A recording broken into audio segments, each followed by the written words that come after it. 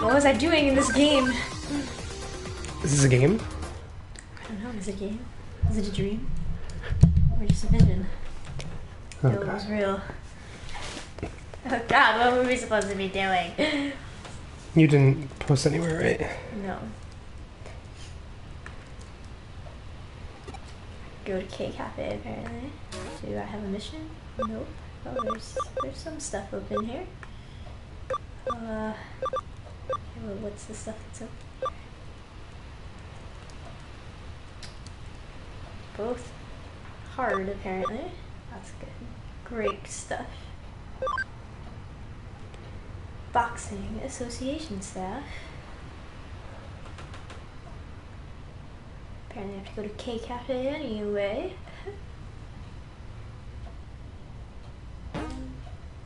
Sure, let's go. Ba-doo-doo-doo. I don't like that sometimes this game takes you to where it wants you to be, and other times it's like, yeah, just walk there yourself, woman. Yeah, it says woman, especially. Yep, definitely. Silence. I got a boxing association card. Cool, cool, cool.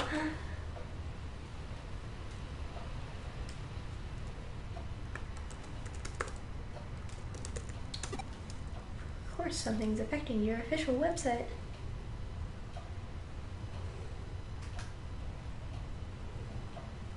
Kids to candy. That's amazing.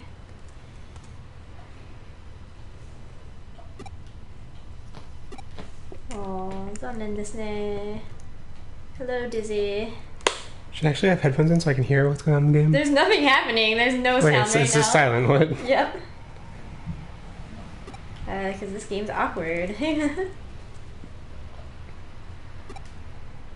game's so ox. Jeffrey, what do you plan to do while we stream? Edit the podcast in 2 seconds? I need to finish posting the day's social media posts. Today in social media, Podigious. Oh my gosh, you guys, I don't remember which Digimans are on my team. Or why. Okay, I mean, I remember Gatomon is here to get me a Sylphimon because Sylphimon's dope. I think everybody else is here just because I like them. Platinum Sukumon's here to get me extra experience. Tokemon's here to become a Lucimon. Okay, sure, why not? Let's just go with it. Roll with it. It's been that long, huh? Dizzy wants to know. I think so. It's been a while. It's been at least over a month. Yeah, I guess so. I mean, there was like a long gap between podcast episodes, and then a shorter gap between. Yeah, we were streams. still doing streams, and then Jeff felt bad because we hadn't put out real episodes. But now we did put out a real episode. It was more like I felt bad, like spending like time doing streams when I could be spending that time editing. So it seemed like we were getting. Jeff figured out a way to edit less. It just felt bad. I felt like we were getting into a spiral of like not putting episodes, or putting in streams, and I was like, the streams matter so much less than the podcast itself. So like, they're cool to do, but like, shouldn't get in the. We only do them if they don't get in the way of the podcast. And yeah, I think there's a way to do it without it getting in the way now. I mean, it wasn't getting in the way of my working on the podcast. Because you know, girls don't work. Exactly. You cook the podcast. I cook the podcast. Yeah, I know. No, you already, the stuff that you do for the podcast, you already got done way before. Yeah, upload 407 so I can get the. Wait, why do I have to fight Yeah, Galmon? no, there's. Oh wait, I was confused. I was like, oh wait, 407 doesn't have RDD, but it does. It does have RDD. Or did we decide? Maybe we decided not to do it because the movie. We did. Really? We each did one. Oh, we each did one? Yeah, but yeah. So I have to gather it, but you didn't give me the Skype, John.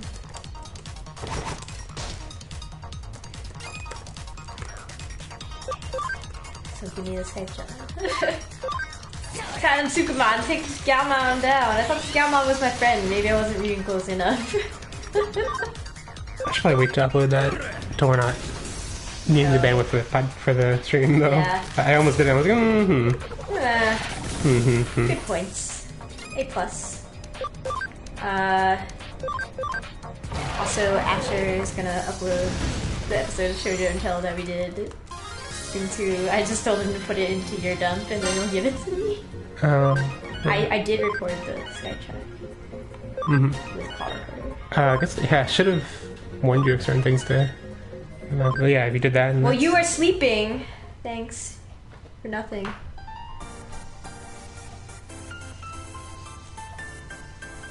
Is this the whole mission? This mission was 3 stars. That cannot be true. Dizzy. I really don't remember the... Don't worry. We understand that it's hard to constantly put out content. It's hard because it's so much time goes in. So much time. So timely. Cat, what do you want? That's not what timely means, but okay. Got distracted by the cat. Yeah. Yeah.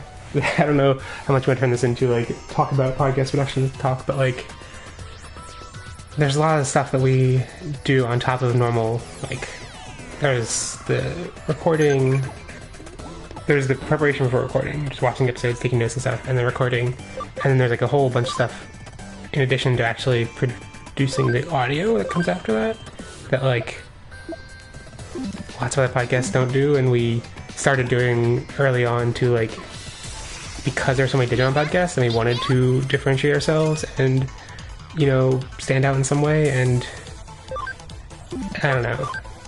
I think it's something that's really good we do that stuff, and I still want to keep doing that, but it's kind of what makes this podcast feel so draining to work on. And then I look at other podcasts that, like, have huge audiences, and, like, the most they'll do for an episode is, like, pull a screenshot and, like, use that screenshot for their artwork, and I'm like, oh, that'd be nice. That's more the path I'm planning to take with Shoujo and Tell. Yeah. I don't have time for that, all that nonsense. So, like... Jeff does. No, I mean, I still want to keep doing, like, our elaborate processes for Podigious, but then I'm like, I have on the horizon thinking about future podcasts, and I'm like, yeah, for those podcasts, like, maybe I'll, you know, post some reaction images as I watch the show or read the content or whatever to prepare for the podcast, but I'm not going to. For Podigious, like, Ashley takes, like, 100+ screenshots per episode, then I, like, organize those screenshots into, like, a banner that includes a thing from each episode, make alternate banners, make artwork, several different formats of artwork from each banner, or not from each banner, I mean, there's only one banner that goes into the artwork, but, oh, yeah, and, yeah, there's a lot of different steps, and, so, anyway, it's kind of like when you work on things like this, you want to iterate and get more, you know, like, efficient each time. The problem, if you can call it a problem with Podigious, is that we set, like, there's so much content to cover, and so it's like, well, in some ways we can't iterate on ideas until we finish all Digimon. Anyway, Gotta stop making Digimon. Starting to ramble. Asher said he didn't want to cover Aphmon ever. Has he watched any of it to judge it that way? I have no idea. I mean, covering Aphmon is so tough to fit in with our strategy of only covering legal releases. Well, yeah, I kind of wanted to be like, well, there's no plans to do that because it's not here yet, anyway. But also, like, I mean, when I decided not to cover it, I mean, there was a point where I could cover the raw, really, like the raw that you can watch legally, and I was like, okay, that's what I'll do. Like, I was even considering, like, you know, getting a panel together of people who can speak Japanese, who could watch the raws and understand it, and I don't know.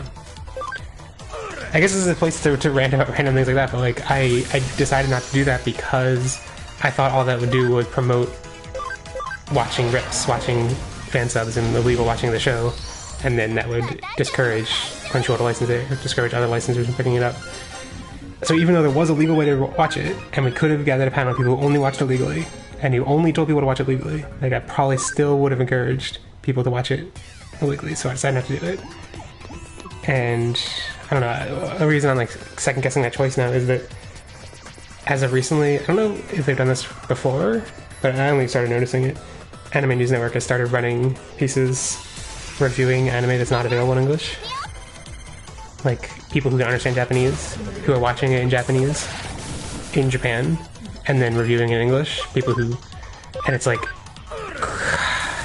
I think that's a good idea, but I don't know if that's a good idea. Okay, you'll find out. I will find out what?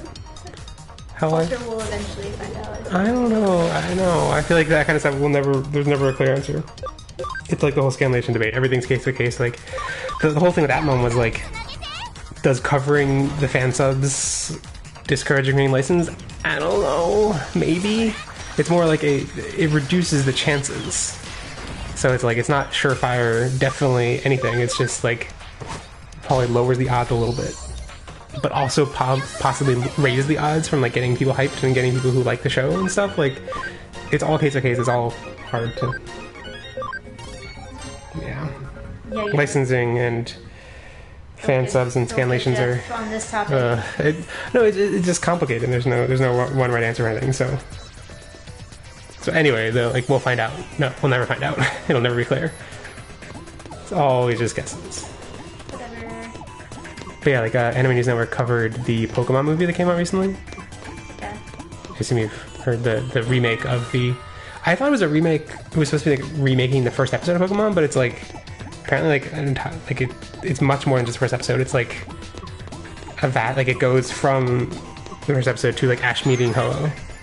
So I think it's like incorporating both Kanto and Johto plotlines into... Okay. So apparently, I don't know, I'd read one review that said it was like a complete mess. One that I skimmed that said it was pretty positive.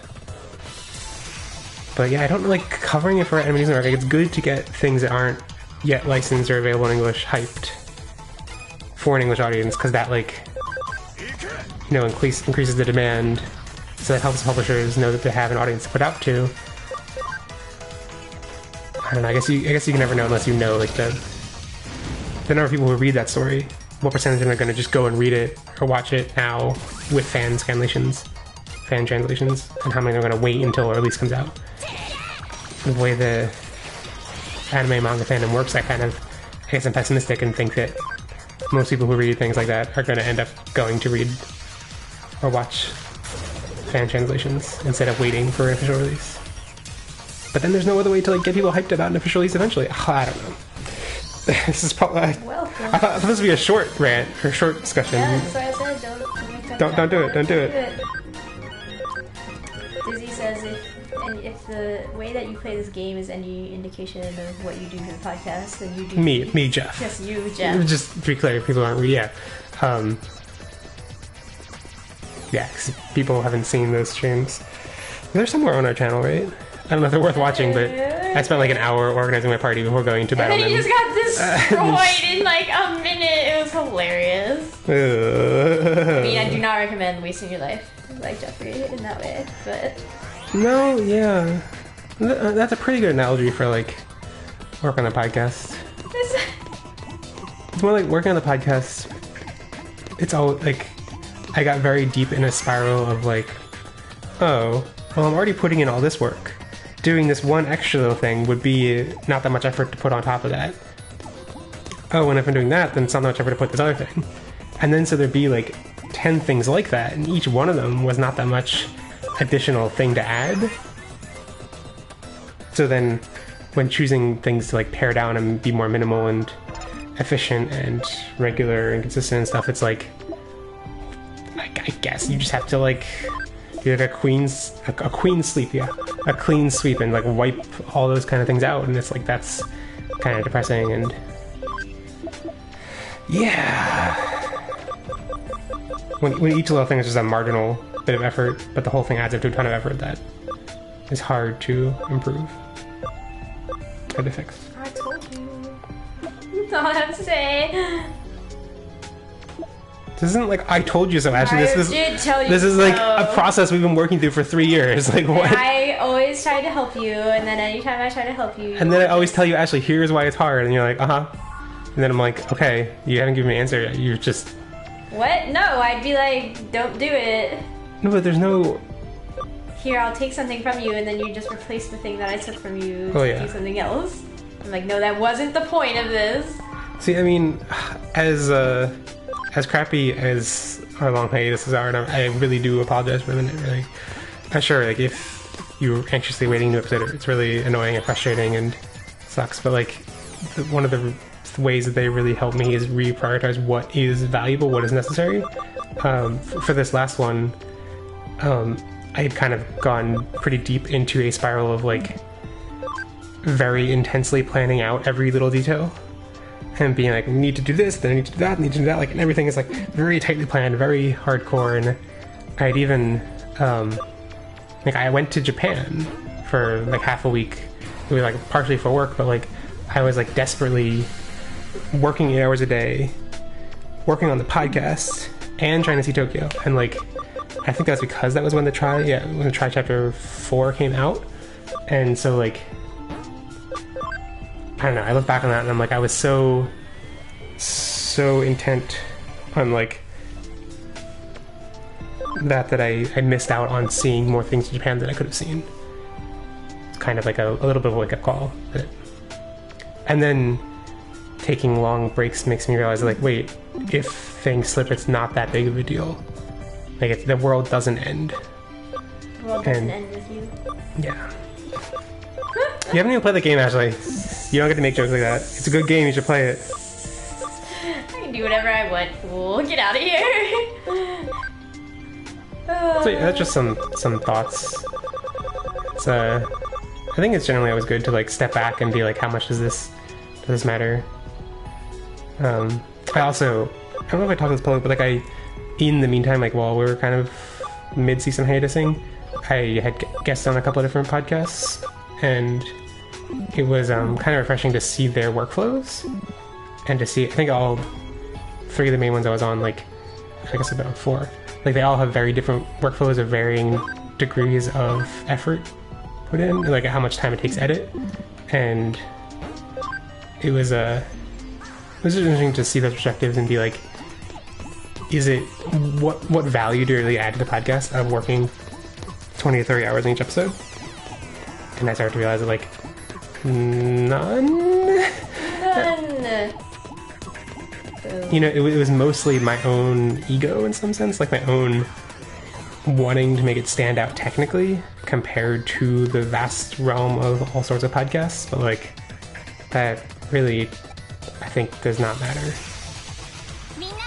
Having a I think I was talking to my sister when she mentioned, like, summarize it this way, that like having a podcast that has a consistent release schedule is in some ways like a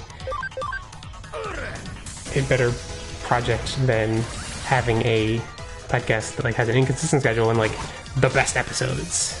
And like I think we went into this, I went to starting the podcast at least, like, we're gonna have like the best episodes, they're gonna be so everlasting, they're gonna be so, you know, like it'll be like it'll be like the decisive source on the analysis about these episodes of Digimon and stuff. And like, I guess I just ultimately got depressed about how that's not how people engage with the content. That's not how people want to just like listen to an episode, then move on, and there's no like, the content isn't everlasting. The people don't refer to it as like an everlasting source. It's more that they follow along and like us as people, and then like what we have to say, but it's not like considered like, here's the best analysis of whatever. And I just think the Digimon community is not like, I think that kind of treating of podcasts exists for other fandoms, but Digimon I don't think is a fandom that really is that into analysis. Nobody cares about your analysis. They care about your feelings. Yeah.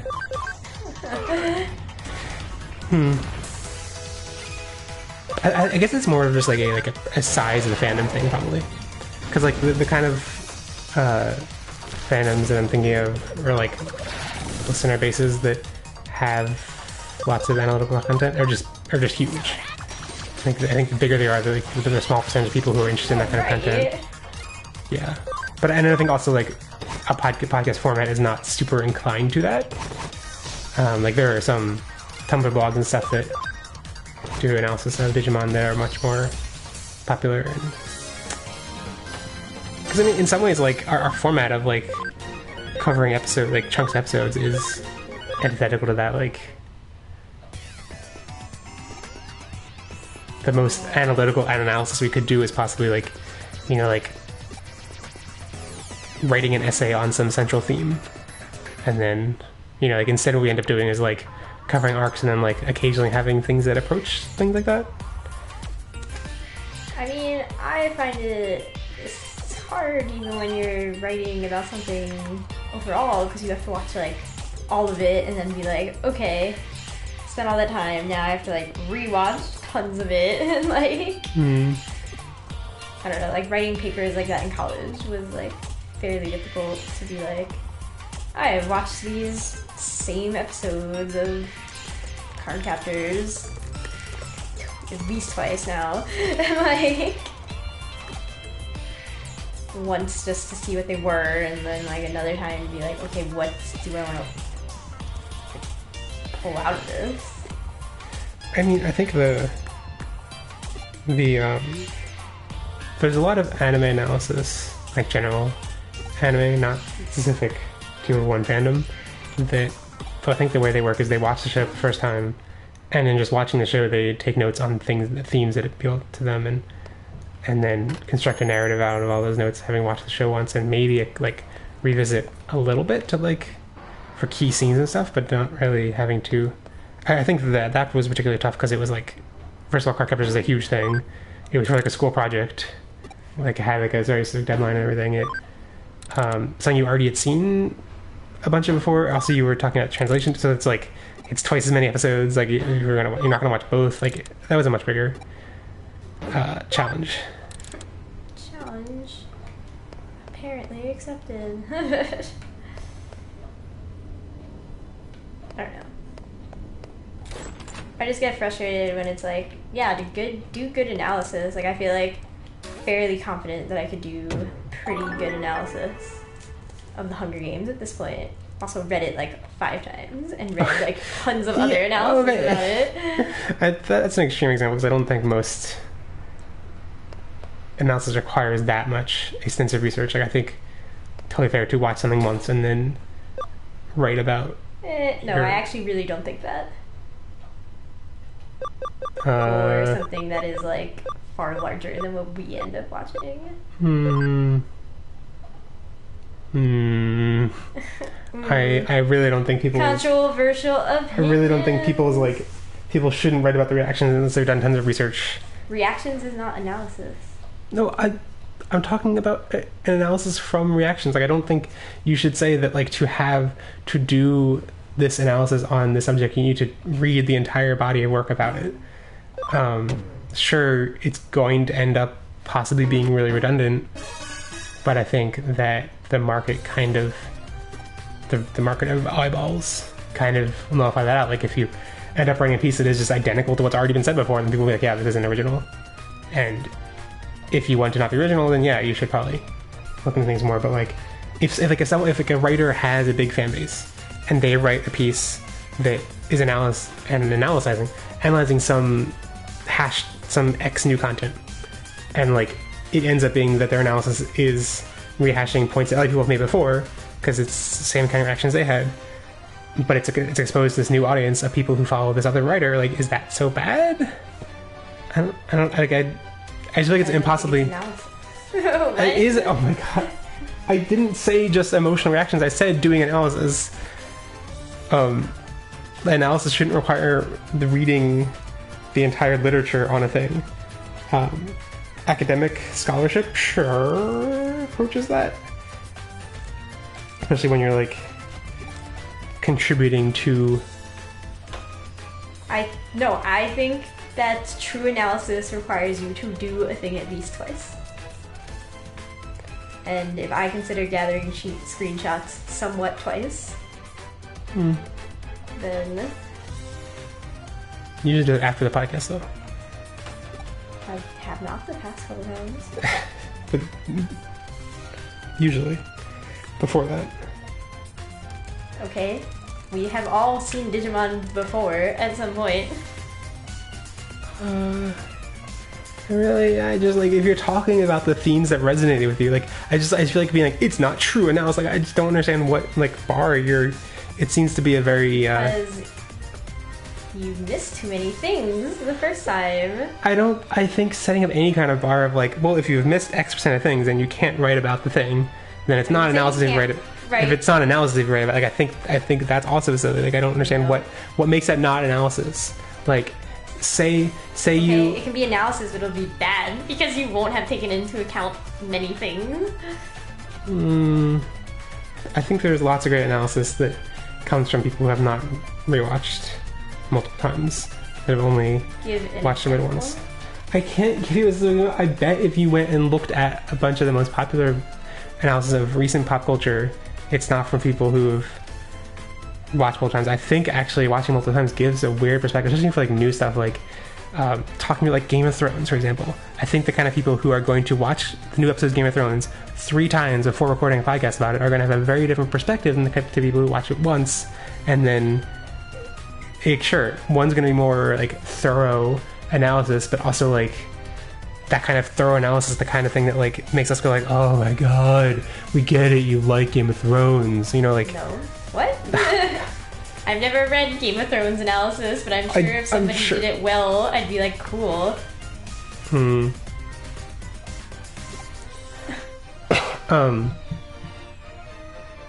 Okay, but I'm saying having consumed a bunch of analysis of Game of Thrones. Yeah, but you have not.